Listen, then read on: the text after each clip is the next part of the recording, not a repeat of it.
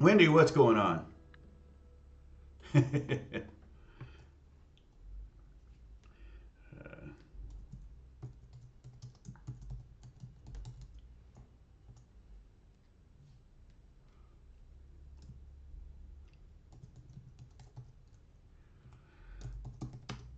I'm just making some notes of things I want to make sure I cover.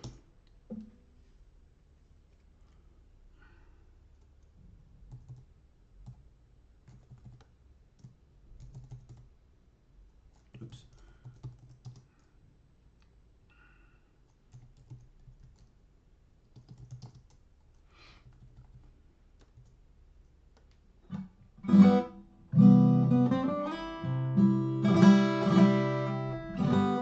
Yeah, I got your text, Bruce. Sorry, I've been so slammed. I mean, God, I barely got to this.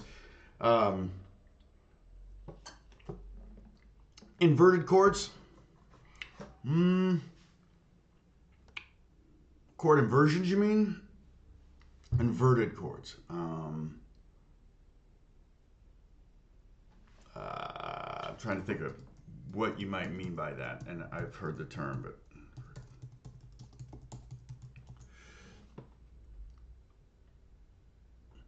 well, yeah, chord inversions, same thing, inverted.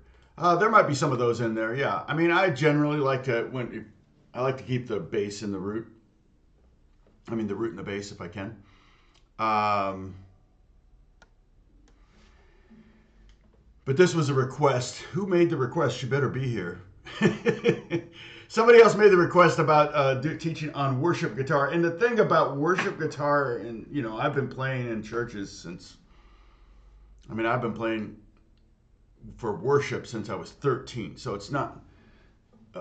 It's something I've got a lot of experience in, probably more than anything else. I even taught clinics for Maranatha Music, which is one of the big music publishing companies in the 90s. I traveled the country and I went to Korea and Canada as well. So I guess I traveled the world with them.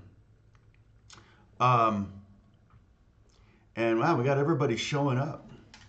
Um, so, uh, but the worship thing, the worship music and regular pop or contemporary radio music or whatever are so entwined. There is really no such thing as worship guitar playing.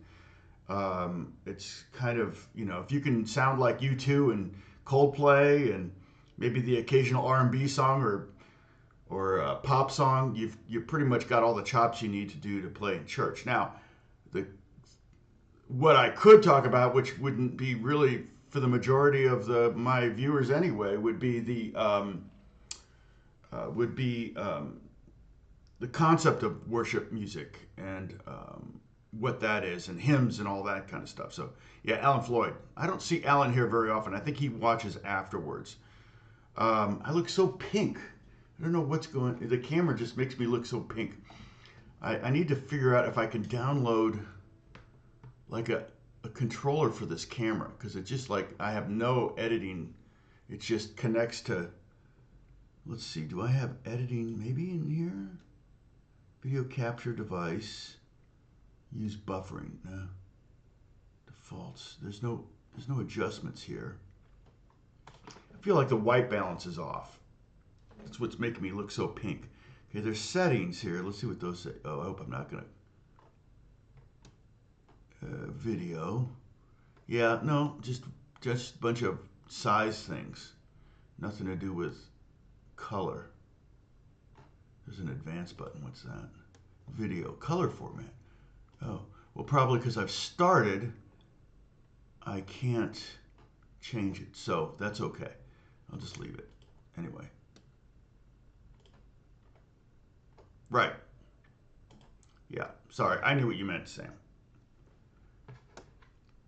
I just thought maybe there was something less obvious. Um, yeah, and Bruce, I changed that video to 5. Got rid of all the ads every 5 minutes. Last week's live stream. It'll probably happen to this one because it happens somewhere around 72 hours after I do the video. If I go right to the edit the video right after I've done the video, which is the time I'm thinking about it, it won't show any ads. I can put an ad in here. I've got a button here that says ad. Where is that? Oh, right there. Insert ad. and I should do it that way, but I'm not sure. Maybe if I keep tabs on how far long I've been going, I can because I like to put them in about every 30 minutes. I got to make some money off of this. I mean, I really don't. I think I make $2 or $3 for these live streams. Hey, Mackie, what's going on? John Wise in the house? Okay, I understand. I'll try to get to it soon. We're going to talk about jazz chords in open position. Hey, Steve. Sam saying hi to everybody. What do we got here? Hold on, let me move this over a little bit so I can. Gary's in the house. Charlie B. Yeah, that resort's really nice. Beth and I go there every now and then. It used to be cheaper. They kind of, it's funny because they're making it more upscale, and then they got rid of the free breakfast. So it's like, not only is it cheap, I mean more expensive. There's no free breakfast anymore. So it used to be an Embassy Suites, and Hilton still owns it, but they're turning it into more of an upscale resort. So, and I hate the fact that you got to pay for parking. Like, God, really? You know, it just depends. If you go to like some podunk hotel, they don't typically charge for parking. But here it's like $36, which is ridiculous every night. So I'm a cheap bastard. Oh, now we got to put this not rated for kids. All right, so we're getting more and more comments. All right, so let me see how many people we have. Well, I mean, we got 19. See if we can get up into the 20s here, and I'll start my lesson, okay? Hey, Matthew, what's going on? Edmonton. I've never been to Edmonton. What? Edmonton. No, Calgary is where I was almost went to Calgary. I've been to Toronto. I didn't really dig Toronto. That was back in '99. I went to the CN Tower. The restaurant was awful. Leo Kottke's a great player. One of my, I would say an influence, but not really. I got a 12 string partially because of Leo Kottke, but I could, as an 11-year-old, I didn't have a prayer of learning how to play it like him. I really got a 12 string at 11 because of John Denver, but because I had a 12 string, I discovered Leo Kottke. But yeah, I had no idea what he was doing. I didn't even know a slide was a thing back then when I was 12 years old. So, and I've been to Vancouver, which I loved. But I almost went to Calgary because there was a Spielberg movie that the actress played guitar, and they needed a coach, and they wanted me to go up there and coach her for the filming, which I didn't know. I mean, it could have been 6 weeks, but I don't think I was going to be there that long. But I kind of quoted them a price that they couldn't. They couldn't. I was like, yeah, if I'm going to be away from everything, this is how much I have to make. A minimum. I mean, I basically took my minimum number and doubled it, and they were like, yeah, no. So, I mean, if it was going to be worth my while. Montreal and Quebec, yeah, they're both kind of got that French thing going on, yeah. I would love to go see those cities. That might be a nice little thing to do later. Beth and I have a trip planned. I'll tell you more later. But yeah, it's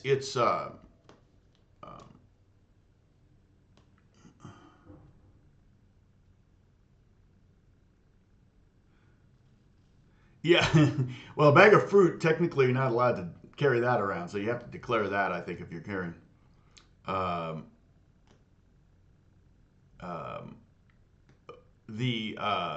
But peanut butter is common. Like everybody takes peanut butter with them to Hawaii because it's so expensive there, and that's a good idea. I see where we're going.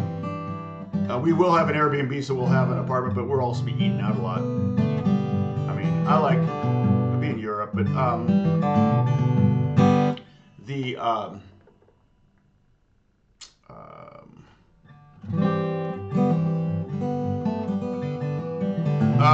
I did have a guitar damaged by an airline. I fly mostly United, never United. It was Air Canada, and it really wasn't damaged. Not, I mean, it wasn't bad. I mean, I almost always, back when I was teaching clinics in the 90s, believe it or not, I brought an acoustic in a hard case and an electric in a soft bag on every flight. I don't know. I even had a blog post. It's probably still up there somewhere. It was on the AOL, but I had all these tips about how to get guitars on planes. But then when 9/11 happened, they really cut back on what they allowed you to bring on planes. If I'm bringing an acoustic, I'll put it in a soft bag, and they'll be much less likely to put it under the plane because it wouldn't be safe. I didn't have a problem bringing this guitar on the plane from when I came from Phoenix on Southwest Airlines. But I paid extra to be first on, and I always make friends. So I made friends with the gate people, and they were like, "Oh yeah, we got room for it. This should fit in the overhead. We're sit in the middle. The middle. Here's the rows with the big overhead. So go straight there and put the And so it was right over the wing, and that's where the big overhead was, and the guitar fit in there perfect. So yeah. Thank you, Bruce. Oh, I bet. I'm not a skier. Yeah, exactly, Wendy. Pop-Tarts. That'll work. Yeah, there's some states, like California doesn't want you bringing in, I think sometimes they even have like stops at the border, and if you have fruit, you have to throw it out. Because they don't want fruit flies coming from anywhere in California. I remember they were spraying alar. We had to cover our cars up because they were spraying alar every night to kill the fruit flies in LA. And if you didn't cover up your car, you'd have sticky alar over. I mean, it's like, isn't that poisonous? Well, it's poisonous to fruit flies, but probably not great for the rest of us. It's like chemtrails. Okay, all right. So let's start talking about the subject at hand here. Jazz chords in open position. I can make this a little larger, I think. Do I just grab the corner here and go like that? Can I make it bold? Select font, regular, bold. Okay. Yeah, that looks okay. I should have been doing that all along. Hey, Mr. Forniati. Oh, I'm saying that close, right? We've got quite a few people here, I think, right? Oh, 24, that's good. 26, okay. I get two different numbers. But now they both say 24, so. And 9 likes. What's wrong with you people? 9 likes? Come on. I don't care. You can smash it. So what I'm going to try to do here is I'm going to write stuff here in a Word doc and then do a screenshot and then drag it over to here. And then all the little screenshots, I won't name them. I mean, maybe I will, like 1, 2, 3, 4, 5 or something simple like that. But I will drag those over to Discord, so we'll actually use the Discord thing. So there'll be some screenshots in Discord. Okay, so there's 3 things I want to talk about right up front, okay, when we're talking about jazz chords in open position. So when I think of jazz chords, I'm thinking, we're going to talk about 2-5-1s.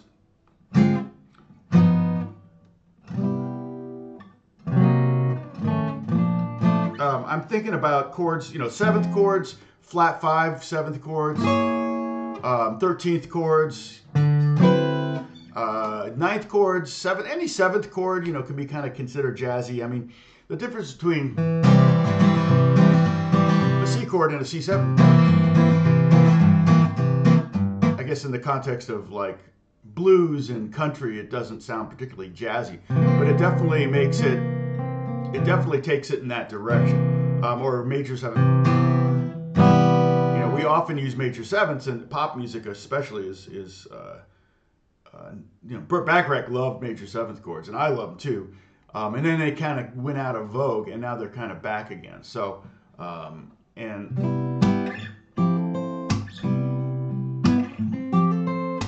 it's just got a great kind of pop vibe to it. But those are all movable chords, all right? It's very important to realize that. So when I teach you a jazz chord like this one, C major 7 or something, or D minor 7 flat 5, you're really learning 12 chords because there are no open strings and they're completely movable. So minor 7 flat 5, E flat minor 7 flat 5, E minor 7 flat 5, F minor 7 flat 5, F sharp minor 7 flat 5. It sounds like a song. F minor 7 flat 5, F sharp minor 7 flat 5, G minor 7 flat 5. Okay, so that could be my new jazz standard. Could sing the chords as I play them.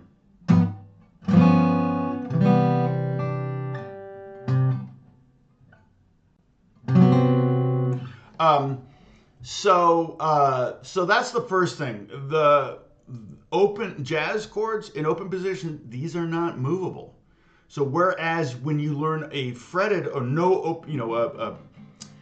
movable jazz chord or a movable chord of any kind, power chord even, you've technically learned 12 chords because you can move it to 12 different positions on the fretboard.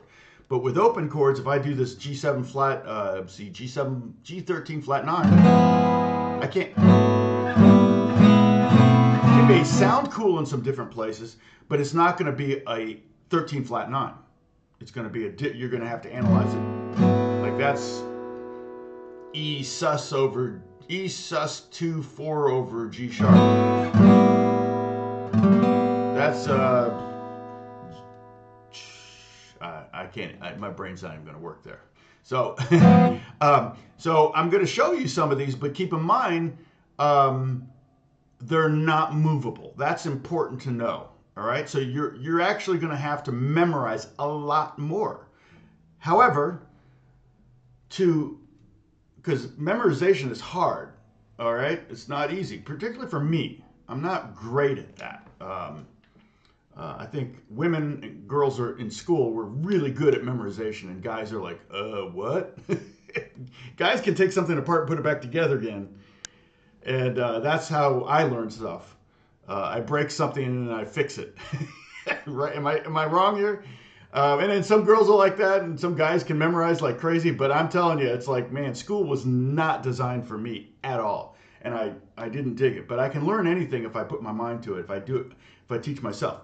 Okay, so some of you may not have a problem memorizing all these shapes. However, what I prefer to do is to teach you how to fish, okay, rather than just give you some fish.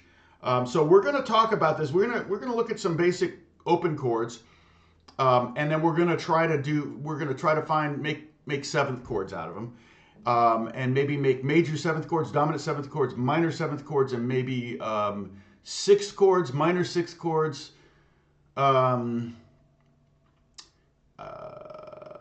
And what's the other one? Oh, a minor with a major 7 or something like that. All right.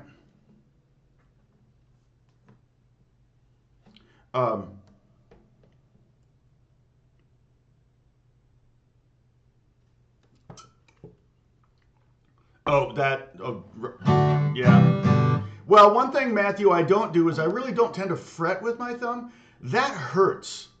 And as far as playing chords, particularly, we're going to learn maybe some difficult shapes. It's going to be a classic thing of do as I say, not as I do,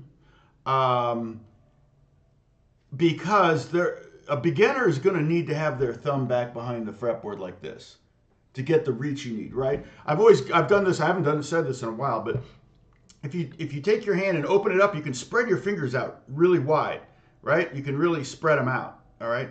As soon as you start to make a fist, your fingers all want to go to the center of your palm, right? And so if the neck of your guitar is in the palm of your hand, your fingers are not going to really be able to spread out much. They're going to all want to be kind of in the same area, competing for space. That's why you have to get your hand out away from it. And when I used to take a wad of paper when I was teaching young kids, and I'd take a wad of paper and make them hold it in their hand while they do it, and that would force them to keep their hand away from the fretboard. But I can do a lot of chords. My hands are so adept. I kind of have my thumb hanging there, just not because I'm necessarily muting strings or anything, but because I'm so lazy that if my thumb wasn't hanging on the neck, my arm would be dangling at my side. Because I'm lazy. See that? I'm just telling you all my faults today. I'm lazy and I can't memorize stuff. And I like to break things. And sometimes put them back together. All right. I hope you're laughing with me. And at me. I don't find you can laugh near me, you can laugh at me, you can laugh with me. I don't care. So no, but I do use the thumb to mute. That is very valuable. But there, yeah, definitely, you know, it's okay if you can't bring your thumb around. If you can't bring your thumb around because you need to mute something, then you just need to be a little bit more restrictive with your right hand about making sure you don't hit that bottom E string or something. You know, I'm trying to think of, like, if you're playing, you may not want that. Well, that actually works. Playing B minor 7 flat 5, we don't want that E. So, okay. So those are my 3 starting points here, okay? These chords are not movable. I'm going to teach you how to fish and find these. Thank you so much, John. I really, really appreciate that. I'm going to try to teach you how to fish, and we're going to start with major and minor chords. We're going to look for sevenths, okay? Major sevenths and dominant sevenths. Or major sevenths and minor sevenths. I'll explain what I mean. Sometimes minor seventh can be both a term referring to an interval, which is an interval. Don't worry, there will not be a quiz on this. Everybody take a celebratory sip. But I'll probably say this enough so that you'll learn it anyway, even though I'm not going to quiz you on it. But an interval, I mean, a minor seventh could be the name for an interval, and the minor seventh would be like from G to F, okay? There's a place for us, right? I'm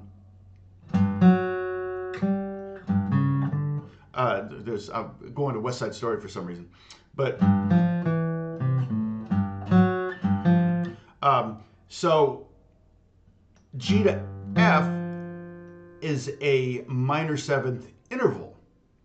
G minor 7 is a chord also. We're not going to worry about this chord, but let's say E minor 7th. Okay, play the low E and then the open D. Okay? That's a minor 7th. If I put my second finger on the 2nd fret of the 5th string and play everything else open, that's a minor 7th arpeggio. I mean, a minor 7th chord. But I'll call that E minor 7. And then this would be a minor 7th. So that would be the difference how I might reference it. I might say, I might say a minor 7th chord or E minor 7, and then I might say a minor 7th interval like that. Okay, so let's look at some basic chords. Let's look at the caged chords: C, A, G, E, D. And we can't really make a C chord minor, but we can play A minor, we can play E minor, we can play D minor, we can play B minor. What other minor chords can we do? I mean, we could do G minor, but we'll talk about some of these in a second. So we have some fairly familiar chords. Now, probably all of these 7th chords are going to be familiar. But what we do need to be able to try to start to do, all right? And this is where fretboard knowledge and music theory collide, okay? This is where you learn a little bit of music theory and you learn your fretboard, and you can start to see and create your own chord shapes and chord voicings, and start to see voice leading and all that kind of stuff. Well, I'll be showing you some of this stuff, but you'll start to see it as you learn some of the theory that I'm going to show you, and as you memorize the notes, at least in the first position. And by first position, I mean like open to like the 5th fret. It's fairly easy if you know the names of the open strings. You know these strings, you know those notes. So then you just kind of figure out, okay, E to F is a half step, so E, F, and then F to G is a whole step. There's G, and then A to B is a whole step, B to C is a half step. You can slowly kind of work your way through all the notes on the fretboard, at least at first position. Okay, that comes in real handy. So let me give you an example. We're going to play a C chord. All right. So what we have here is C, E, G, C, E. Well, I know that because I know the notes on my fretboard. All right. Now, what we want to do is we want to add a 7th to this. Okay. So we're going to start with a major 7th, and now I'm saying major 7th, and I'm saying a major 7th interval. Okay. And then if we insert a major 7th interval here, we'll end up with a major 7th chord. So check this out. The way you find that major seventh is you take one of the roots down 1 fret. Okay, that's a half step. So in this case, we're taking C down to 1 note to B. Okay, super duper simple. I'm teaching you how to make a fish here, right? Okay, so we're taking off our first finger and we're gonna get a B. All right, and that's technically a C major 7 chord. Okay, this is a major 7th interval. This 3rd fret of the 5th string and the open 2nd string, that's a major 7th interval. But if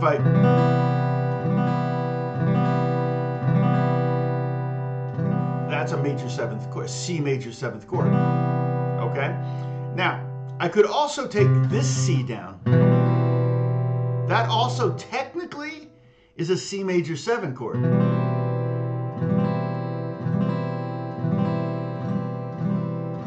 Oh.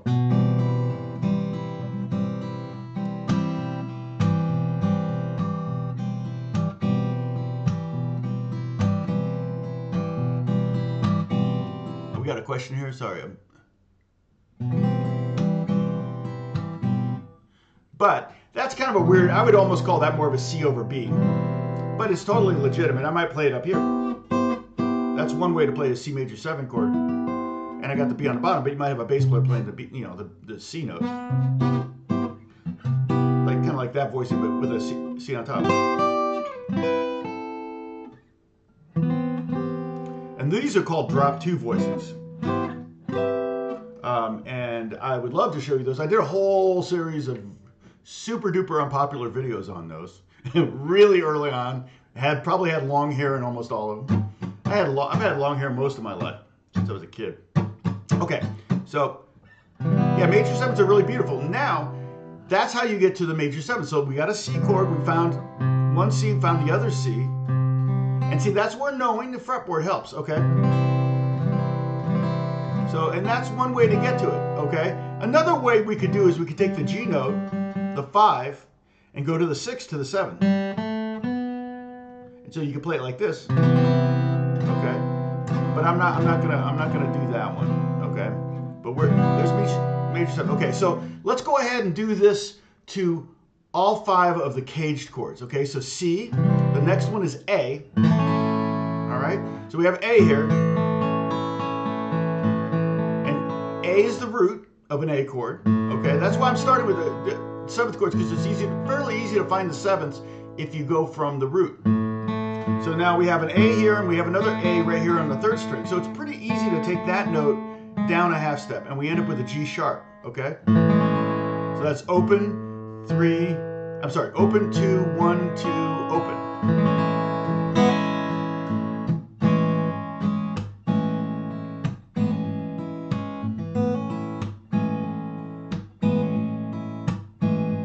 Oh, funny, somebody came here.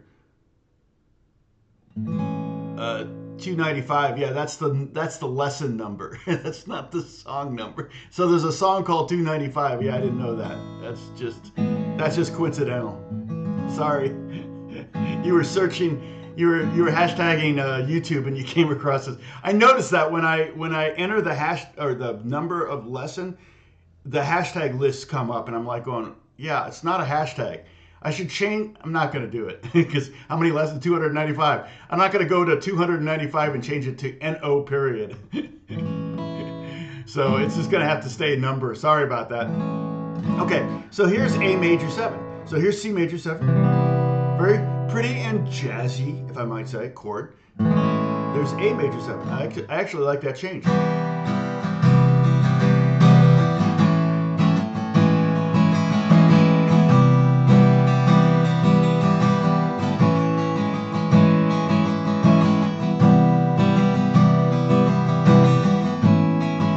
I'm bringing my thumb around just so I can see if I can not hit that E string. It's not as easy as it looks. So, okay, now the next chord is G in the cage method, C, A, G. So we've done C major 7, A major 7, now let's do G major 7. Okay, a lot of us play G like this, you can play G like this. Let's say you're playing it like this. All right, so 3, 2, 0, 0, 0, 3. So if you put your first finger here, it's funny, this video will probably get a lot of views because of that. quote unquote hashtag 295. Isn't that funny? A lot of people will come to this video because apparently there's a song called 295. Okay, so what we got is we've got on this G chord, and I'm not even going to say shape. I don't want to say shape because these are not movable. A shape would imply like if I did this. This is a shape, and we can move this. This is actually just a G chord. Moving it doesn't do anything. Doesn't really do us any favors.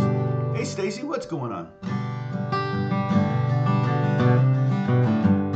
So if we use our ear, we might be able to find 3 Gs, but there are 3 Gs in this chord. So if we take one of those Gs down a half step, well, the easiest one to take down, well, we can do this one. But I would probably call that a G over F sharp, right? You could technically call that a G major 7, but it really doesn't have that tonality that we would expect from a G major 7 chord. So how I usually play it, actually, if I play it this way, it doesn't really have a third because I'm muting the 5th string. So if I play it like this, you get the first 2 chords of Lion Eyes by the Eagles.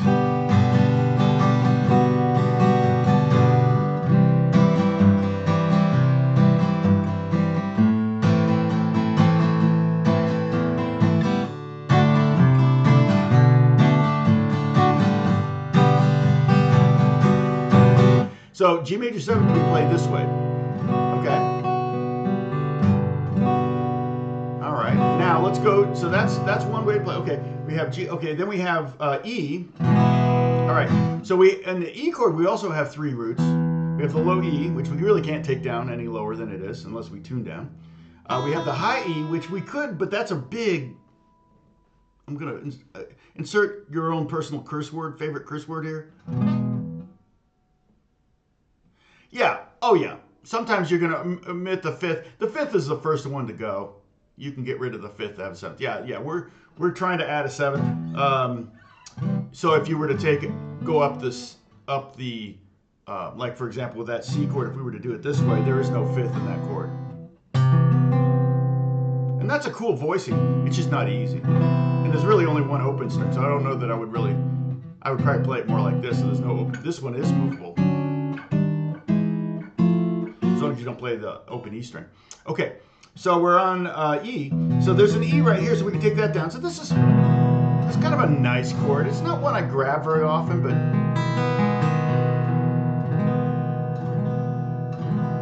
okay. And so what I'm playing is open, 2, 1, 1, open, open.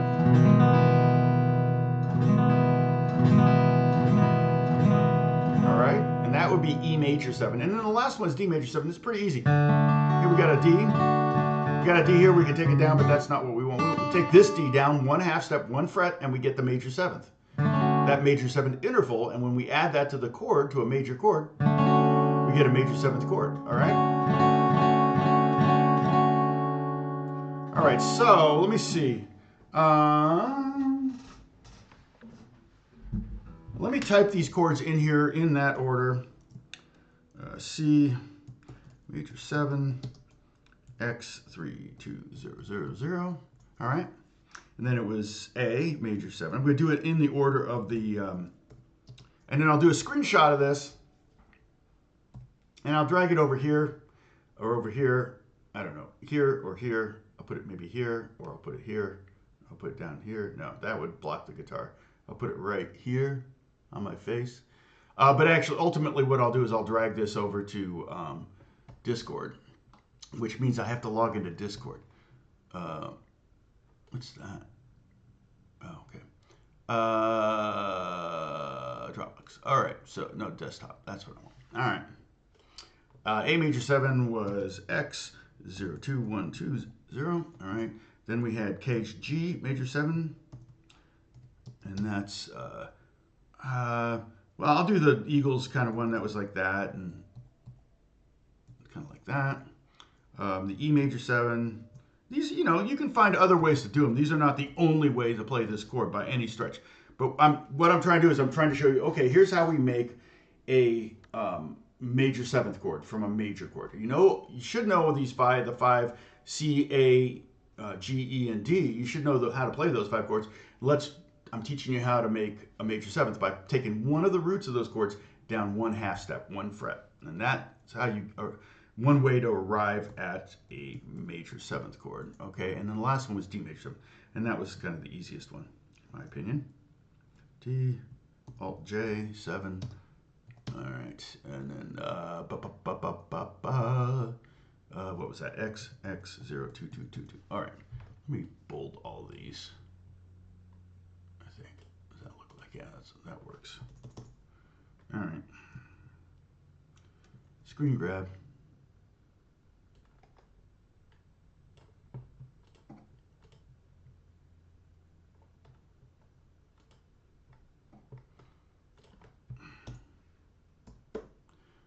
All right, let's see what, here we go. We're gonna put right, oh, look at that. That actually worked. It didn't start out giant. Okay, you see that? Can you guys see that? I don't know how far this is lagging. Oh, look, 30. Okay, I'm gonna try to put an ad in. Let's see, we're at 30. Okay, hold on a second. Insert ad. I don't know. Okay, I'm back from ad, I guess. All right. All right, so those are the okay, you can see it spells cased. Okay, now let's do the next thing. Let's find the dominant seventh, or in this case, the interval we're talking about that takes a major chord and turns it into a dominant seventh chord, or a shorthand, we just call it a seventh chord. C7, A7, G7, E7, D7. That's very common nomenclature. These will actually be easier chords for the most part. The C is probably the only one that's going to be harder. But what we do now is we take that root, and we're going to take the same root for the most part. C is going to be a little different. It's still the same. We're going to arrive at it a different way. But the rest of them, we're just going to take that seventh down one more fret. So we're going to end up with a seventh chord. And these you're more likely to know. You know, beginner guitar players, you know, especially back in the 60s and 70s, we would learn seventh chords before we'd learn major seventh chords. Okay, so the interval is what's called a minor seventh. That's not what kind of chord it is. That's a different, minor seventh is a different chord. This is the interval. So when we go C to C, we have a C octave, a major seven, and then if we go down another half step, we get a minor seventh. So there's a place for us. There's a place for us. That's a first interval. That song is a minor seventh interval. A little music theory class trick that we learned. Hey, Strahle explores. Discord is a program that allows you to chat with your community. Thanks. It is indeed. And so I will drag all of these little PDFs that or not PDF, screen grabs that I create. I will drag them to Discord. Okay?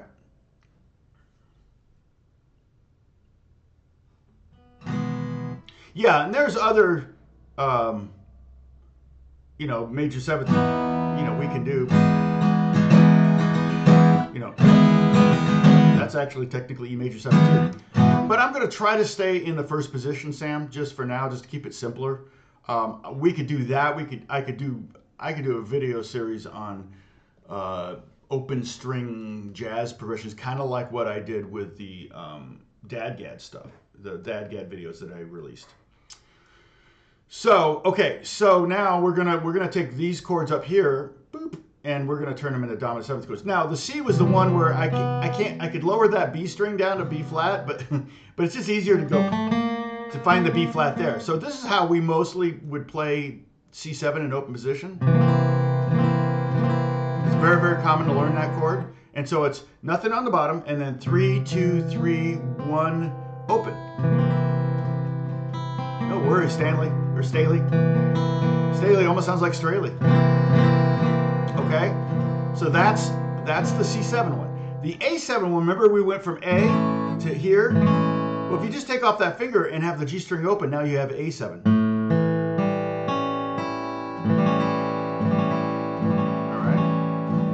Again, what we're having to do this is we're having to be able to find the roots.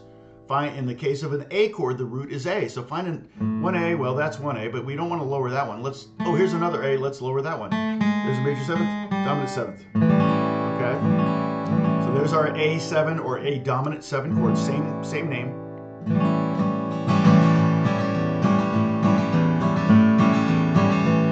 Sounds kind of cowboy right there with that strumming groove, but if I was doing kind of bluesy or jazzy there, okay, it depends on how you approach the same exact chord, can have a totally different sound. Okay, the next one was what, G? Okay, G. So for G, we went like here, major 7. That was kind of an odd feeling chord, right? If you played it this way with the first finger reaching over like that.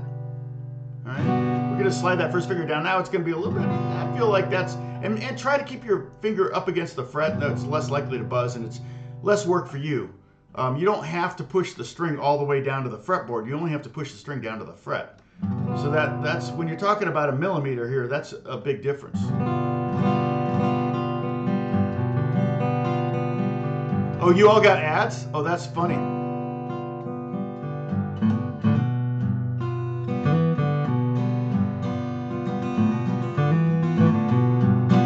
Yeah, I thought I did this before where I clicked the add button, add an ad button, and I thought what that would do was preempt the YouTube putting an ad in every 5 minutes, and it didn't. So that's why I haven't done it since that one time I tried it, because it's still, YouTube still. So then it's like, well, how do I find the one ad I intentionally put in there without having to watch the whole video, which ain't gonna happen. So hopefully, 36, see if I can remember, I'll write 36 up here, because that's where I put it. It was at minute 36. So I'll try to keep tabs of that next time, you know, at 1 hour, I'll put another one in. I mean, you know, watching a 5 to 15 second ad every 30 minutes isn't too bad, right? It's not horrible. Oh, you didn't get one. Okay, that was weird. And sometimes you don't get ads too. Yeah, premium, you don't get any ads. So if I hit ad, it'll just keep going. So that's fine, because I actually make more money from people that have premium who watch. It actually pays a little bit higher. Okay, so we're at G7. Okay, E major 7 was this, and this again, like I said, this is not one I grab very often. But E7, if we take that D sharp down another fret. So again, we're taking the root, the E, and going down 2 half steps, or also known as a whole step, or also known as a major second. Don't want to confuse you here. There won't be a quiz on any of this, but this terminology, if I keep using it, eventually it'll sink in. And that's kind of how I work. You know, if I hear it enough, I'm like, oh yeah, okay, that's what that is. So there's an E7 chord, open 2, open 1, open, open. You could, of course, play it like this. Because remember I said we could play the E major 7 up here, but that's a stretch. This one's not so bad. And that voicing is probably a little bit more interesting, a little bit less muddy. That's cool too. Both of those are good, but this is the one I'm going to write out for now.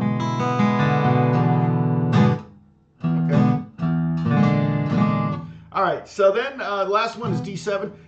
So we have D major 7. Remember, we take the D note down a half step, and then another half step, and we get this. And you could totally use all 3 of those chords in a progression.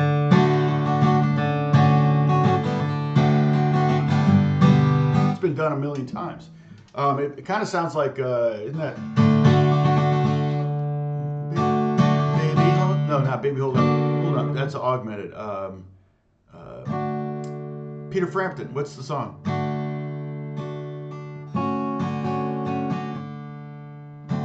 No, it doesn't. No, I'm thinking Kiss Me. Kiss Me.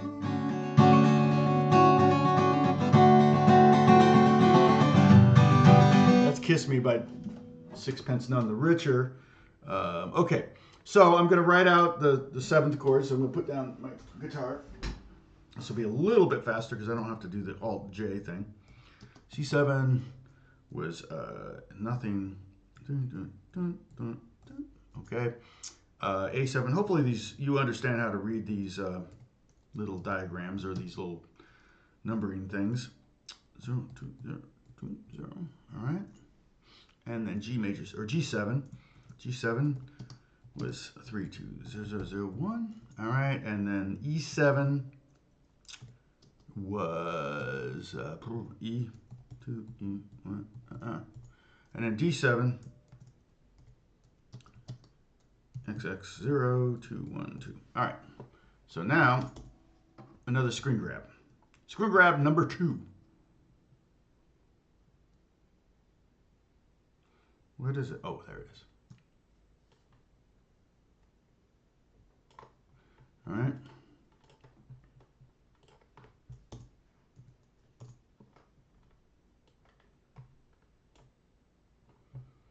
Okay, again, didn't get giant, which is good. I didn't quite cut it the same shape though. It's close. Do that. Okay, so there's our. It's funny. It's like it's the same document, but it looks like the spacing's bigger. What is with that? That's weird. I don't know. Okay, so now technically we've got what, 10 jazz chords here? And again, these are not movable. I mean, you can move them around and see what they sound like, but they're not going to be congruently named. I don't know if that's a way to say that. No worries, Stacy.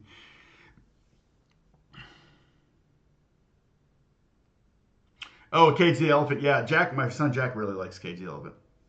I think I have one of their records. I bought one of their CDs at one point, back when we were all buying CDs. Okay, so now the next step is, so we've got major seventh chords, and we've got dominant seventh chords. I could show you sixths, but I think what I want to try to do is show you some minor seventh chords. All right, now we can do minors with major sevenths. So for example, like play A minor. If we take that, we got an A here. We could lower that half step. That's not really practical. It doesn't really make it sound like a minor with a major seven. Okay. So if I take this, the top is major seventh chord. C major seven, A major seven. Triangle for me means major. Shorthand. I don't want to write M-A-J. Well, the font is not larger. It's the screen grab was maybe tighter, and so I pulled it to match the size of that one. It's the same. Oh wait, actually, it looks like the font's smaller, but it's not. They say I'm seeing no difference in the font on the paper. Isn't that funny? It just came out weird. So I don't know. See, they look the same there. I did the screen grabs are not precise. Like I can't do a perfect size of the screen grab. So it's just whatever I grab. And so when I stretch it out, it kind of sounds funny. So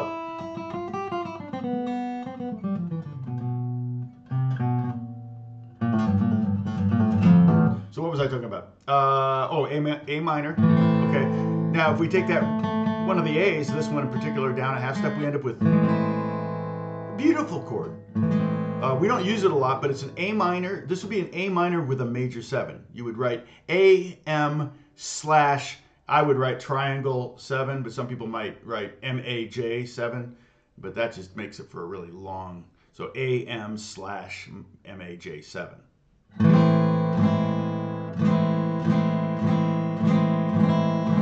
Okay, but what we want to do to really get a minor seventh is we want to take that root down and create a minor seventh interval. Okay, so now here's where we can combine we can think, oh, it's a minor seventh interval contained inside a minor seventh chord. So the C7 or the A7 had a minor seventh here, but it's a dominant seventh chord. So minor seventh interval is different than a minor seventh chord, as highlighted in this case. And then here with A minor seventh. So what that is A, A, E, G, C, and E. Don't need to know that. But open 2, open 1, open. All right. C minor 7 like this is not really a open way to play C minor 7. I mean, I could kind of do something like that or something like this, but I can't play the E string. I'm right out of fingers. I could do something like this. That's just not fun. And that doesn't even have a seventh in it. So it would just be a C minor chord. So we're not going to worry about that one. But A, we're going to do some A minor. We can do E minor. Okay, so let's look at E minor. Okay, we have an E up here, we have an E here, and an E here. And you can use your ear to find those if you don't know where the E's are on the guitar, but you should at least know these two. And then this one is right there on the 4th string. So if you take it down 2 whole steps and you create this minor seventh interval, and we've got a minor chord to start with, we end up with a minor 7th chord. That's E minor 7, 0, 2, 0, 0, 0, 0. And there's other ways we could play it. We could play E minor 7 this way, which also might make a little, remember the E7? That one sounded to me a little bit better than that one. Getting that 7th higher up is nice. I love that half step, whole step right there. Okay. Same thing with minor 7th. We could put the 7th up here, and we still have a 5th. But the simplest way to play E minor 7 would be this one. All right.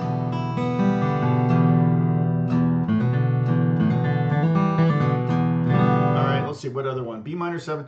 Yeah, that's not technically a. Let's see, B minor. Oh, D minor 7. Okay, so here's D minor. So there's a D, A, D, F.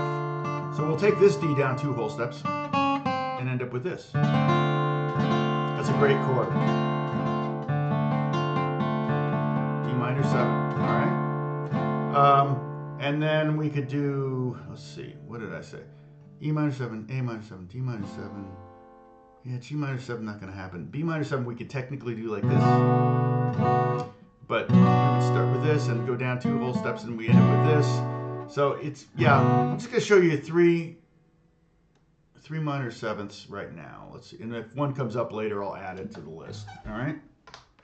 So I'll put this down. We had no particular order. E minor 7, 0, 2, 0, 0, 0, 0. A minor 7, X 0, 2, 0, 1, 0, D minor 7, X, 0, 2, 1, 1. And maybe I'll give you alts on these, the E minor 7 and the A minor 7 here, okay? So you have another way to play it.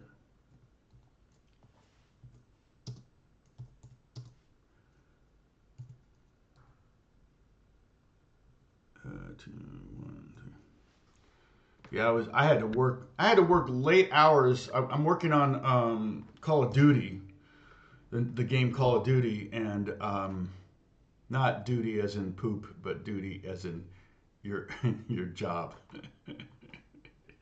That would be funny. We should come up with a game called Call of Duty. Sounds like a South Park thing. All right, let's see here.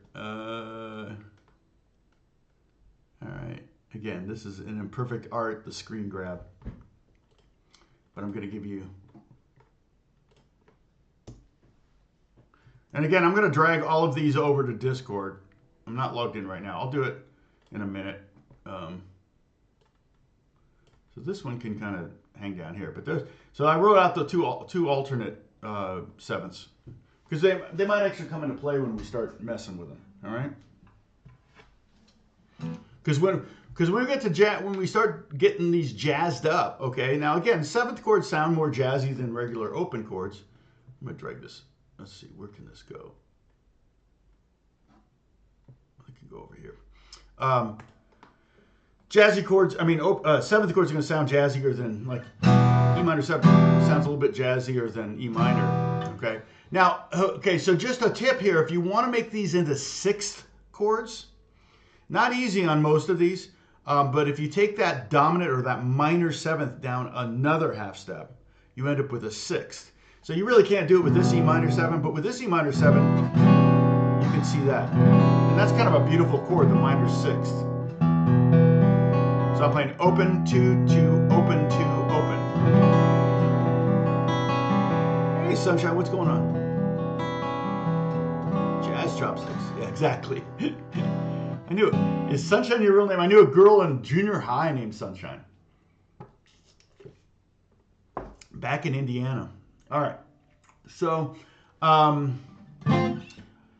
now what we're going to talk about, and I think I'm going to, we could delve in.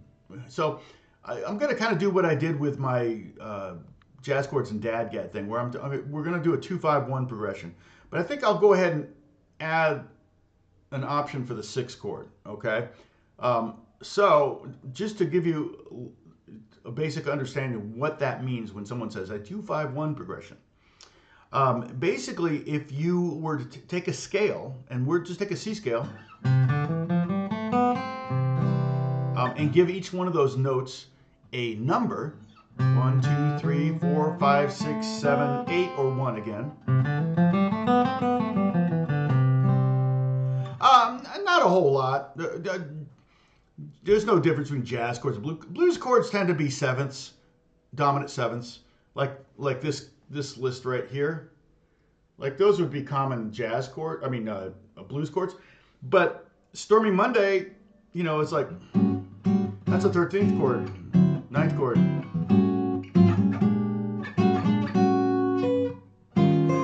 13th chord, 9th chord. We call it Stormy Monday.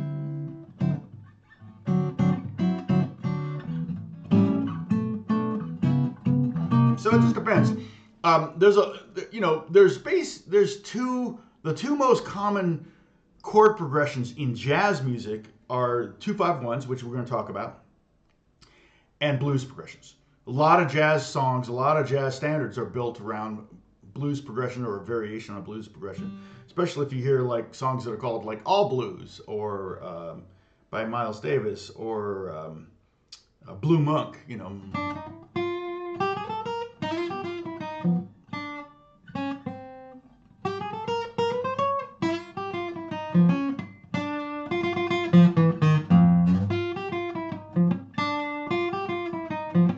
That's basically blues would be flat.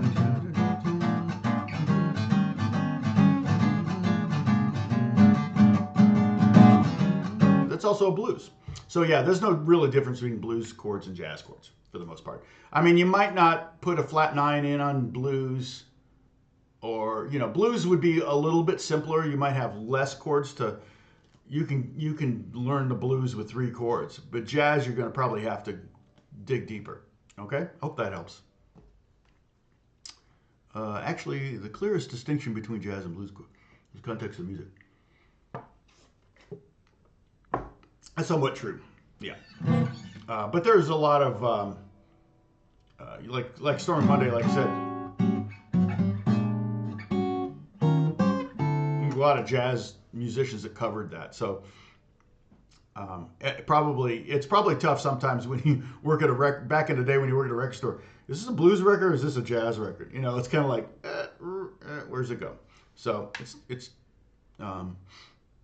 I'm working on my Vanna. Yeah, I know, right? Oh, dang it. Yeah, no, my weatherman skills. Yeah. See, Vanna has it easy because she's actually turning over or touching numbers or whatever. A friend of mine, let's see, is that Wheel of Fortune? A friend of mine's been the camera guy since day one, like one of the camera guys. But yeah, it's more about like, because it's backwards of what I'm seeing or what it looks backwards to me.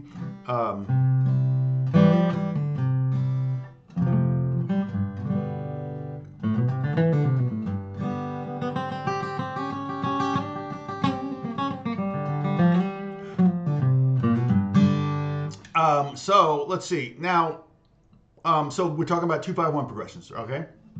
So I take that C major scale, C, D, E, F, G, A, B, C, and I give each of those numbers or notes a number, 1, 2, 3, 4, 5, 6, 7, 8. And so if I go to 2, that's a D. If I go to 5, it's G. If I go to 1, it's C. Okay? And a 2-5-1 progression refers to the 2 chord, the 5 chord, and the 1 chord. And what it is the 2 chord is the chord built on the second note of the D, or the C scale in this case. And basically the way you make a chord is you just go up every other note, particularly if you want to make a 7th chord, but you can just do triads too. But if you want to make a 7th chord, you go up every other note starting on that note. Okay? So let me do something here. Hold on. You can write this down at home, but I'll go ahead and can I duplicate this?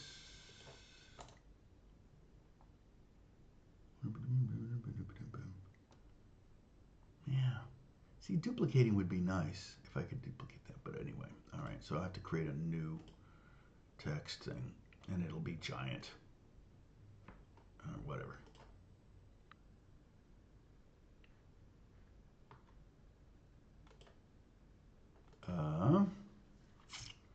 So C, D, giant, like I said. In fact, I'm going to go caps.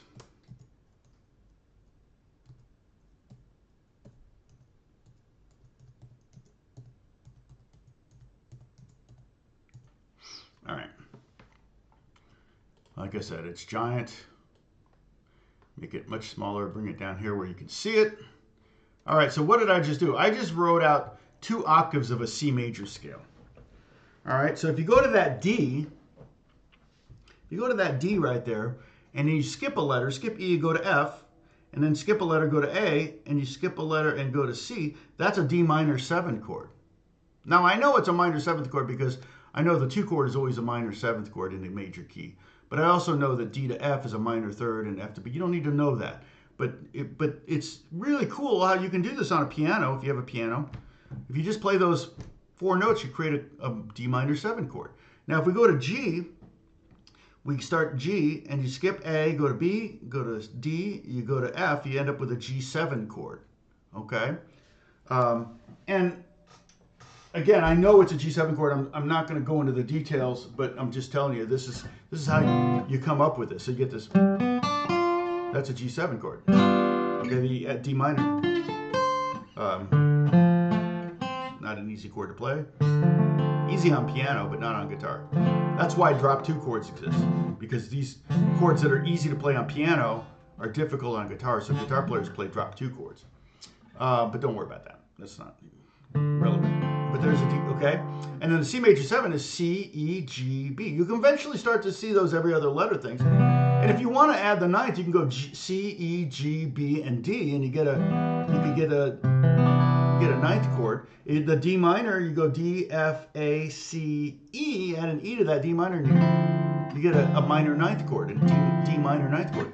If you do the same thing with the G chord, you end up with like a G7, G9 chord. So you can keep going. You can get the 11th chord by adding the next note, and you get because if you keep counting from 1, 2, 3, 4, 5, 6, 7, 1 or 8, and then 9, 10, 11, 12, 13, 14. And so if you really want to think about it, like a C major 13 chord would be C, E, G, B, D, F, A, or A. You stop at A. That's usually you wouldn't put an F in there. You probably wouldn't have the G. You'd simplify it somewhat. That doesn't even here. There'd be like something like this. I might even just play something like that. Because a 13th chord would technically be 7 notes, and we only have 6 strings. So we're at a deficit there. We have to start eliminating notes. And if you have a bass player, you don't even need the root. I could play a 13th chord with a major 13 with 4 notes if I got a bass player playing the C note.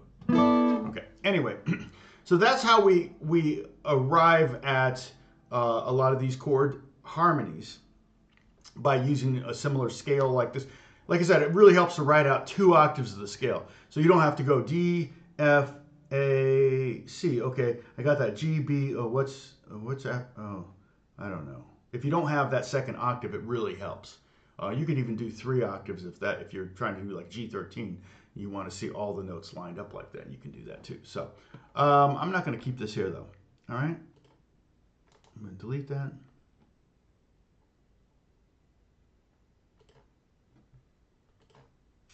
All right. So that all that to say that a 2-5-1 progression in the key of C would be D minor 7 to G7 to C major 7.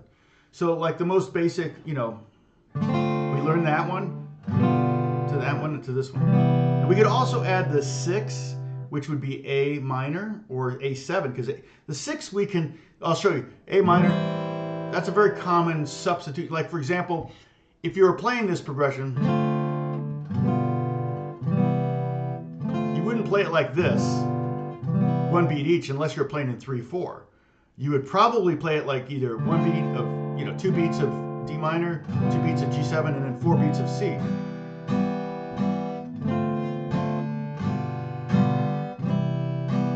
Right?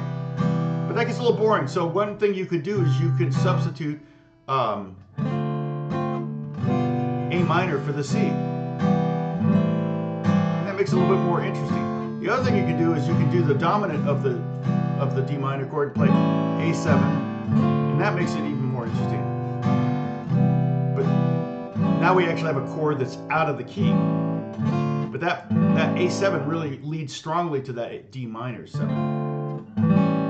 It's actually a stronger voice leading thing. That C sharp kind of wants to go to D. In this case, it goes down to C, but that's irrelevant. It wants to go somewhere. And you got that G, and the G wants to go down. Like if I played A7 like this, that G kind of wants to go down to F. So yeah, so that's it. Well, I think we're just going to stick with 2 5s, 2 5 1. All right.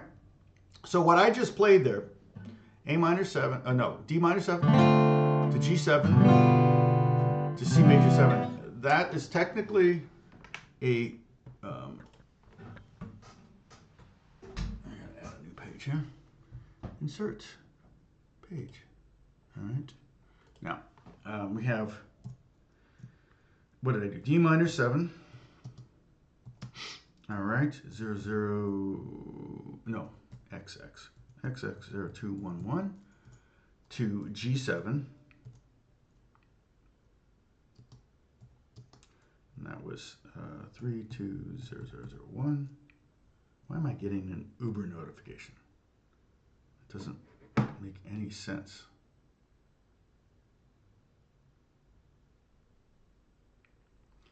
I need to see. You have to have Uber notifications on if you're going somewhere, but I hate to go in and turn them off because it's like stupid. All right, C and an old Alt J major 7. All right, and that's X 2 3. All right, this isn't going to be as symmetrical as the other ones were, but this is basically a very basic jazz 2 5 1 progression. In fact, I'll even write 2.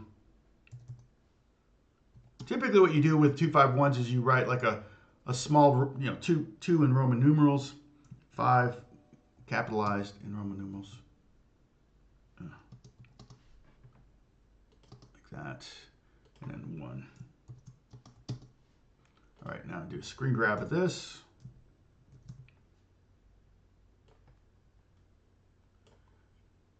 Make sure it's right, probably. Okay, so this is our 4th one.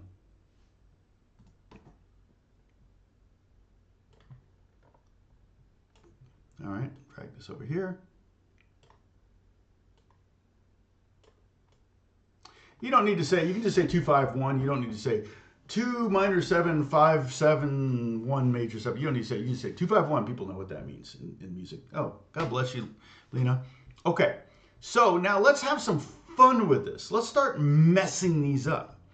And again, what I'm telling you is if you can try to learn the notes in open position, the notes, and to learn a little bit of music theory. Like I showed you that theory, right?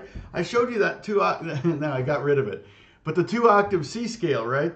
And if we look at the D minor 7, it was D, skip E, go to F, skip G, go to A, skip B, go to C.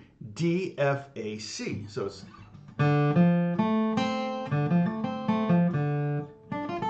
And that's actually a start to a jazz lick or something.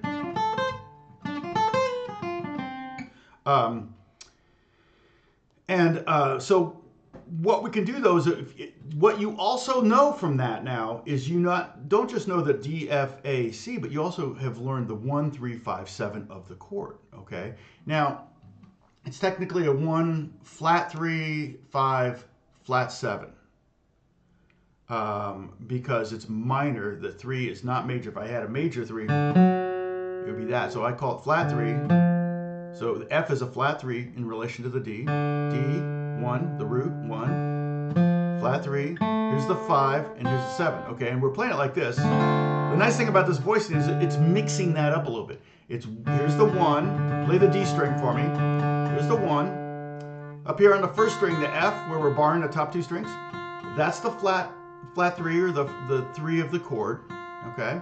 Then we have the 5 right here on the third string on the second fret, and then we have the 7th or the flat 7 right here, the C, the major 7 would be that. So if we wanted to, you know, feelings, nothing more than feelings.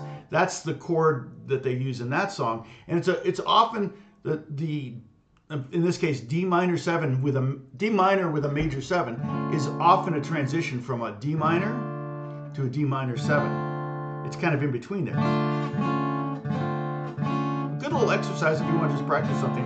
It's also very I always think of Evita. That's it. That's it. Or Brazil. It's a very Brazilian kind of thing to do. Very, very Jobim. But we're just gonna. We got our minor 7th. Okay. Well, what did I say this note was? That's the 5th. Well, one thing we can do when we start. I'm going to try not to use a curse word here. When we start playing jazz, we start to F up the chords, okay? Now, particularly the 5 chord, in this case the G7, but we can also F up the 2 chord a little bit. The most common thing to do to make the 2 chord a little more interesting is you could add a 9th, but is to flat the 5. Okay, check this out. As simple as this. If I just take that A down a half step, I get this. Oh, wow. That's a chord. That's D minor 7 flat 5. Don't let the name scare you. Heck, D minor is almost more difficult to play than D minor 7 flat 5. Okay, so don't ever let a name kind of make you be afraid of a chord. It may not be that hard of a chord. Okay, so D minor 7 flat 5. Well, one of the things that happens when we flat this A, what's the next chord in the progression? It's G7, right? Well, that A flat wants to go to G.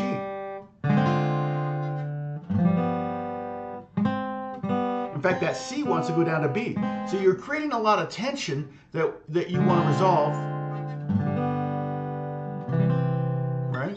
All right, so I'll write that out in a second. Okay. All right, well, what can we, let's F up the G chord, okay? All right, so we had G7 like this. All right.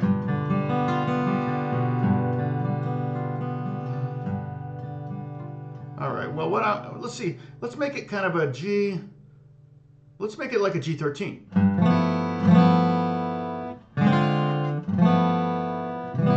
All right, I'll show you this chord. It's a really cool chord. It's basically 3rd finger on the 3rd fret of the bottom string, sorry. Then deaden the A string, maybe use the fleshy part. If you're really skinny, you may not have any flesh there, but all of us pretty much have a little bit of flesh here on on our 3rd finger, on all our fingers there. But on our 3rd finger, we can use that to deaden that A string, okay? And we're gonna put our pinky on the 3rd fret of the 4th string, and then we're gonna put our second finger on the 2nd fret of the 3rd string.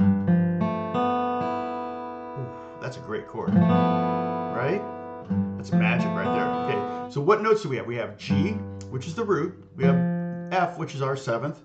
We have A, which is the 9th. We have a B, which is the 3rd. And we have an E, which is our 13th, or you can think of it as a 6th. Doesn't really matter. But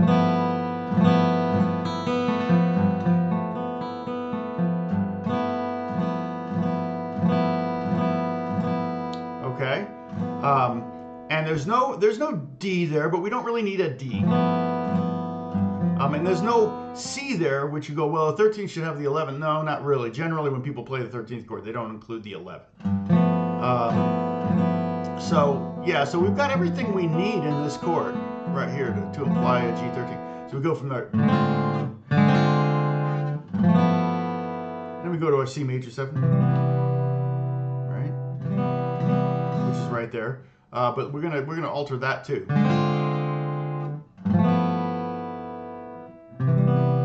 All right, but let's alter this G13 chord. Okay, again we have the root, 7th, 9th, 3rd, 13. What's this one again? The second string or third string on the second fret? That's a ninth, right? Well, here's one of the things. With the 5 chord, we can make it an altered chord. Okay, what does altered chord mean? Well, altered means we're going to alter it. Okay, end of lesson. Thank you. Oh, wait. It has to be at least an hour. Where am I at? Hour and 15. Okay, I'm going to add an ad. Okay, here's an ad. Okay. Now, let's see how many of you saw an ad. You come back and tell me. Okay. So, but an altered chord, G, usually refers to a dominant, the 5 chord, okay, or a dominant 7th or a 7th chord. You can flat the 5, you can sharp the 5, you can add a 9 and flat it, you can sharp the 9, so you could have a flat 5 or a sharp 5, a flat 9 or a sharp 9. You could also have a flat 9, you could have a flat 5 with a 9th. You could have a like G7 or G9 flat 5 or G9 sharp 5, or that would be like, you know, this. So it's anytime you add a flat 5, and I've seen chords that said flat 5 and sharp 5. I've seen chords that said flat 9 and sharp 9, both. Okay, and there's a ways to do those. Again, usually you start eliminating, because you know you've only got so many strings. You start eliminating things like the root and the 5th. And in this chord, oh, I meant to point out, okay, in this chord here, we had, again, what did we have? We had the root, G. We had an F, which is the dominant 7th, the 7th. We had the A, which was the 9th. We had the B, which was the 3rd. And we had the E, which was the 13th. Or you can think of it as a 6th if you want. You got an Aldi ad, okay. That's funny. But the 2 of the most important tones, like I said, you can get rid of the root and the 5th. They're not critical, because if you have a bass player, he's going to play the root. You can get a, yes, a 13th chord totally works as a substitute for a 7th chord. Yeah. Even a major 13 can sub for a major 7. A 9th is a good substitution for a 13, for a 7. Spartonus, what's up? Yeah, kind of does. Dave Matthews would kind of get kind of jazzy at times. I mean, he has a sax player in a band, and he kind of liked to find interesting chords. You know.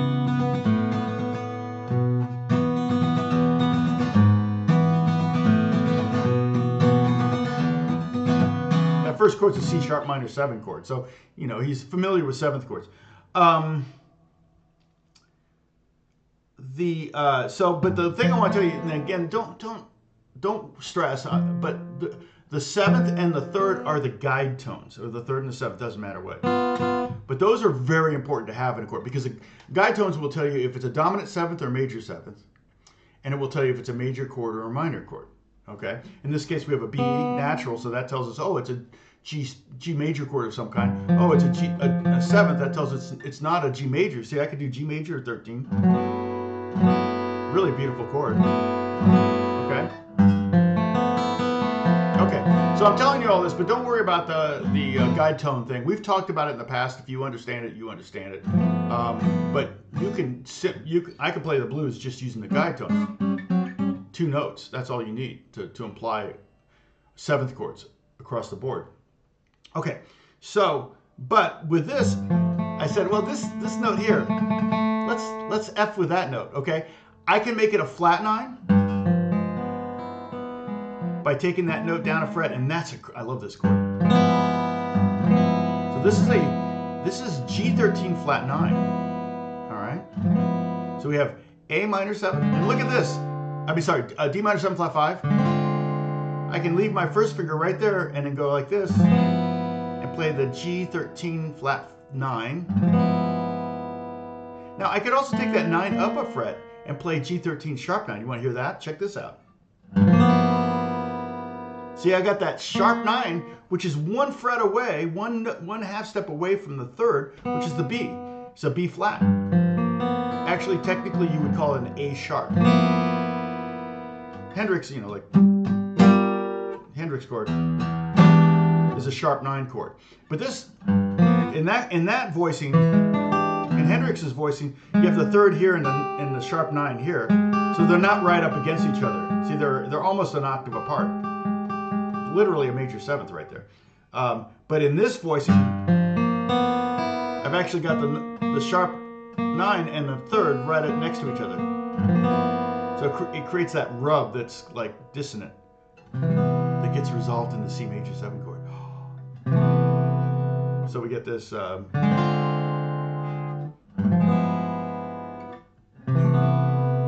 show you. That's the chord I'm going to show you right there. You might call this a C major 13. I mean, it's got the 13, it's got the major 7, but it doesn't have a 9 in it. But I like that voicing. Okay, so I'm going to typewriter tab it out like I did these others here. Okay, and I'm gonna make these smaller. Boop. That one's up in the corner there. Make this one smaller. Throw this one up in the corner. Again, I'm going to drag all these to Discord. So I put that Discord link up there at the top. You can join Discord and go to my Tom's lesson plans and PDFs or whatever, lessons and PDFs, and it'll be there. Okay, so let me go down here. So we have a 2 chord. The 2 chord is going to be D minor 7 flat 5. Sometimes a name can be deceiving.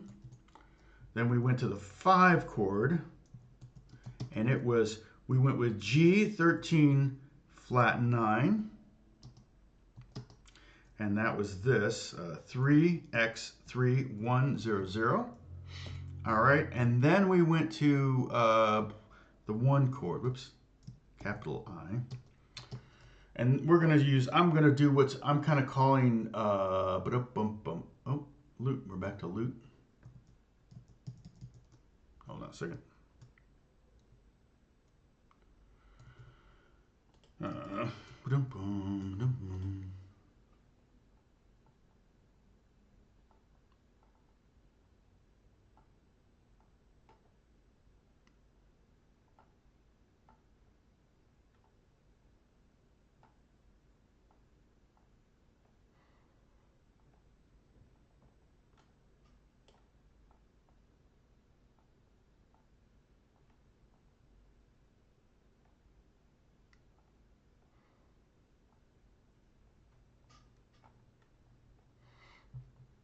All right, let's see.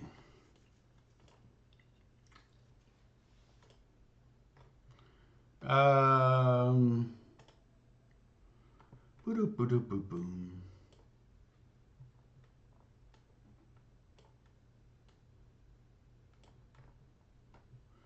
All right, now let's see.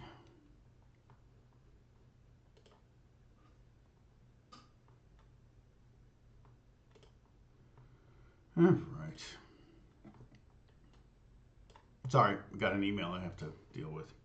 All right, C. I'm going to do the major. No, 13 is what I said, right? All right, so that is X32200. All right, here we go. Ready?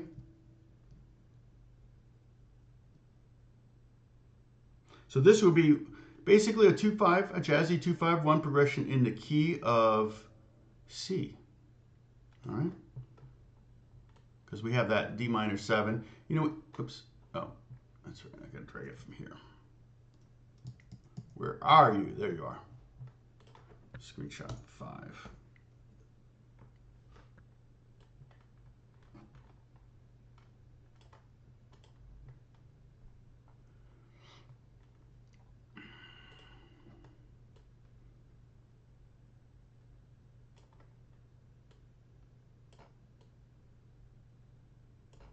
All right, so there's what I just did, okay?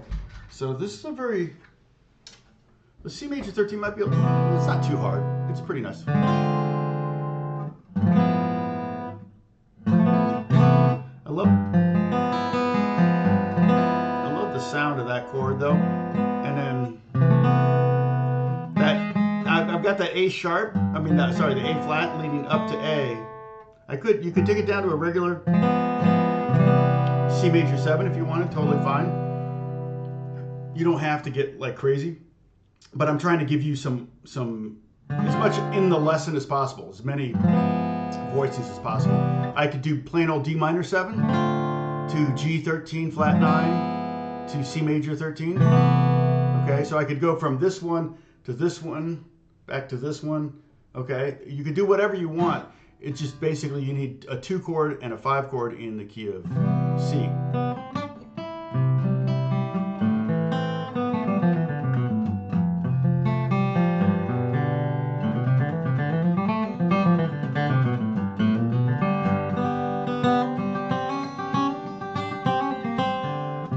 Okay. All right. So let's see. What time is it? Yeah, it's getting late. All right, so we'll pick up next week with more. We'll do more of these. We'll do like with the E minor 7. We've got, that's the two. We can do D. We can do 2-5-1 in D. E minor 7 to A7 to D, and I'll try to find some voicings that are fun for that. We can also do, because we have A minor 7, we can do the G.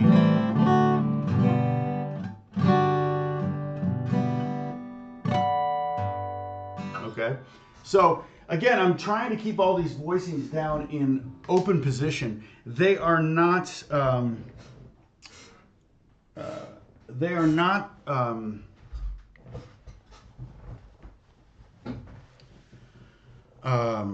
They are not movable, so you need to remember that. That's the difference between typical jazz voicings. When I teach jazz chords or whatever, I'm always wanting to do movable voicings, because in jazz you're playing in so many different keys that you really kind of need to be able to have a chord that's a good minor 7th chord you can move all over the fretboard or whatever, a good 9th chord or a good 13th chord or something like that you can move around easily. These are open and they're not movable. So you're basically going to be playing them in open position. But this was a request. I forget who did it. Was Kathy somebody? Was it Kathy? Who requested it? Remember Bruce? Bruce knows. And you got an email once. Yeah. Oh, that's good. You didn't see an ad. Okay, 2 notes to imply 7th chords. Yeah. You need to, in the 7th chord, you need to, a minor 7th, major 7th, dominant 7th, you need to at least have the 3rd and the 7th. Because if you're playing with a bass player, he can play the root. But in C major 7, that would be an E and a B. So if you just play E and B, like I've showed you this before, like blues in A, here's an A7 chord, which is 2 notes. There's the...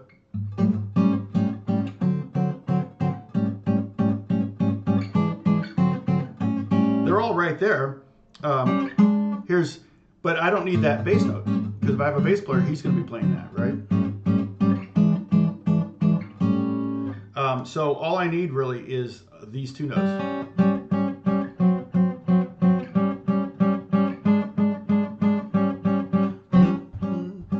This is the 1-4 chord. 1 chord. Back to the 4 chord.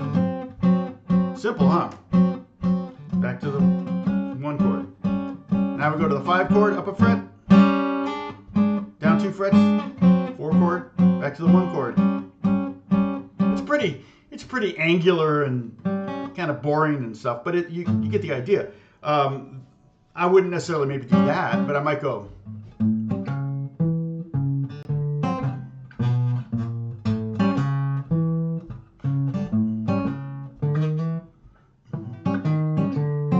Use those real simple voices to be able to do kind of a chord and walking bass.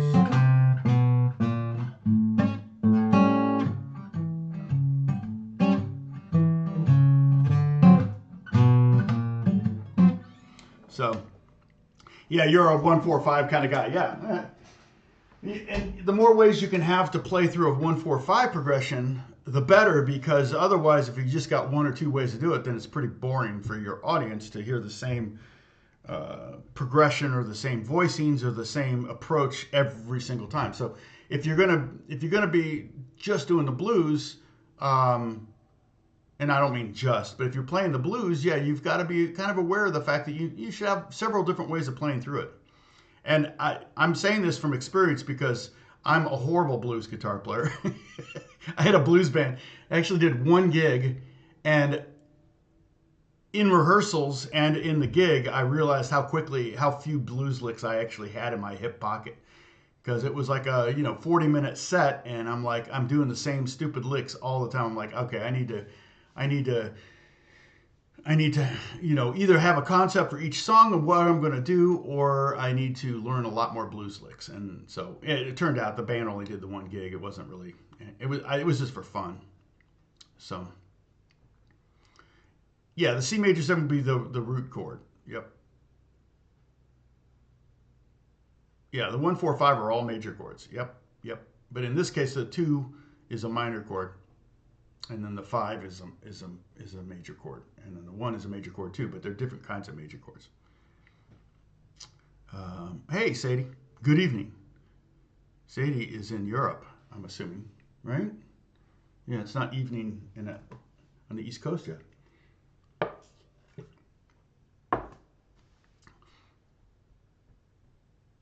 Let's see, what else?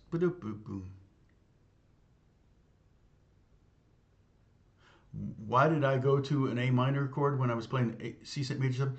Oh, the reason was because, Steve, typically when you're playing it like a 2-5-1 progression, you're gonna like do 2 beats of the 2, 2 beats of the 5, and then 4 beats of the 1 chord. And so in that scenario,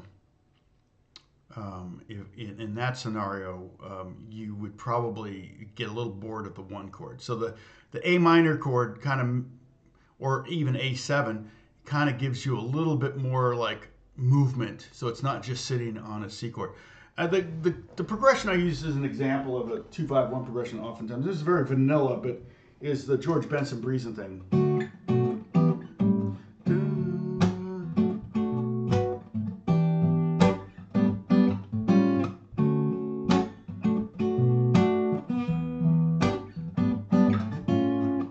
So he's playing like D major 7 to B minor 7, E minor 7 to like an A7 of some kind.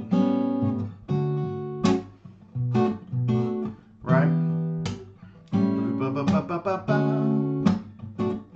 But if he just sat on the D chord for 4 beats, it might be a little boring.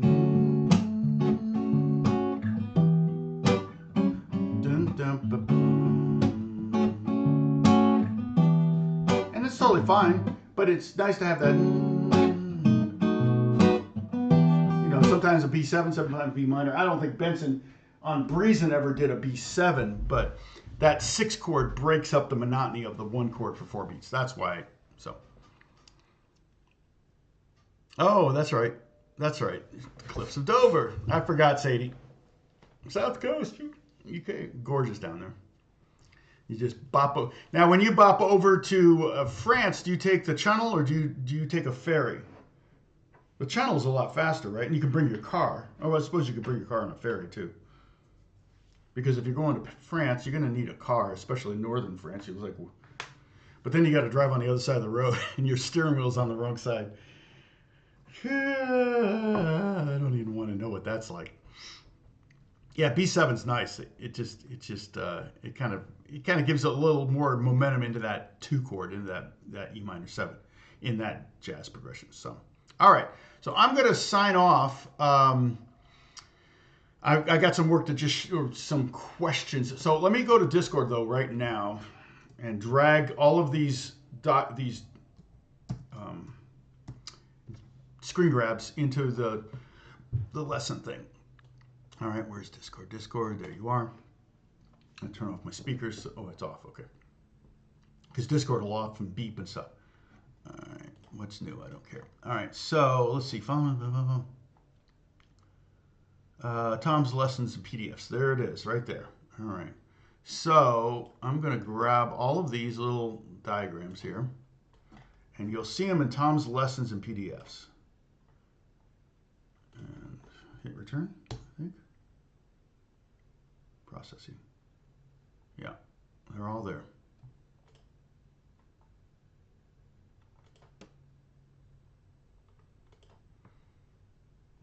Okay, so you can drag those. You can put them in a doc yourself, so you have them all in one document if you want. Also, I would totally recommend anytime you're playing in any key, I would write out 2 octaves of that scale. It's just good exercise. 2 octaves of a C major scale or D major scale or B flat major scale or whatever, so that you can start to make the 1 chord and the 2 chord and the 3 chord. And you can make the 7th chord. You can make triads. You can go to 7ths. You can add 9ths. You can go to 11ths and 13ths if you really want to. But that's kind of the basic starting block of creating jazzy chords, is to go past that, past the roots. I mean, past the triads. Add a 7th and a 9th, and then start to alter things like 9ths and 5ths. All right.